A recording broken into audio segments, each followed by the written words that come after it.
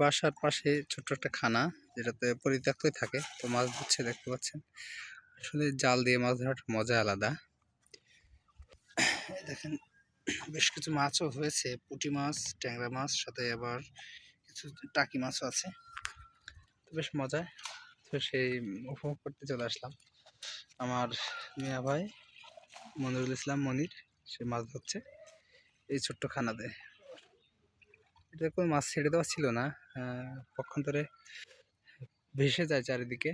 ভেসে যাওয়ার পরে যে ভাসনা মাছ বলে যেটারে, যেমন চ্যাং, শোল, ট্যাংরা, বিভিন্ন জাতীয় আপনার ঝোরা মাছ, পুঁটি মাছ, সবকিছু ভর্তি যায়, দেখতে পাচ্ছেন।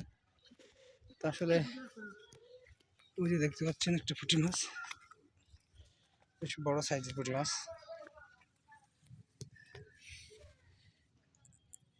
এই যে এখন এটাতে রেখে দিলাম, আবার বেশ বড় সাইজেরই পুঁটি মাছ, বেশ বয়স হয়ে গেছে পুঁটি মাছগুলোর। দেখেন, আসলে মাছগুলো খেতেও বেশ সুস্বাদু এবং মজাও। দেখেন, জাল ফেলার পর জাল চাপছে, চেপে চেপে এইসব মাছ ধরা হচ্ছে।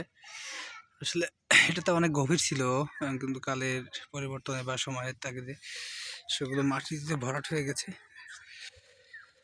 দেখেন মাছের নড়ানড়ি, পানিতে যে ছোট ছোট এগুলো মাছ ভর্তি করে, কিন্তু যে জালটা একটু বেশ ফাঁসা বলে মাছ পরিমাণে কম হচ্ছে। দেখেন প্রচুর পরিমাণে মাছ, কিন্তু জালের কারণে মাছটা ধরা সম্ভব হচ্ছে না। একটু চিকন জাল হলে মাছ ধরা খুব সহজ হতো। অনেক পুরাতন পুকুর এটা, তো নতুন করে সংস্কার করা হয়নি, যার কারণে এটা অনেকটা খানায় পরিণত হয়েছে। এখানে এই সাইডে আম গাছ লাগানো হয়েছে, আর এই সাইডে বসত ভিটা, পাকা রাস্তার ধার ঘেঁষে যেটা।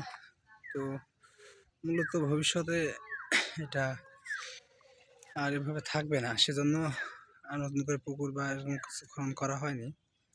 সব মিলিয়ে বেশ ভালোই লাগে এসব ধরনের বা এরকম জায়গাতে মাছ ধরতে।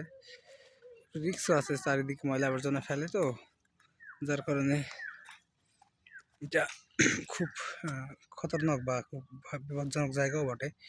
মাছ খেতে যতটা সুস্বাদু, তার চেয়ে বিপদটা বেশি সামলানো লাগে।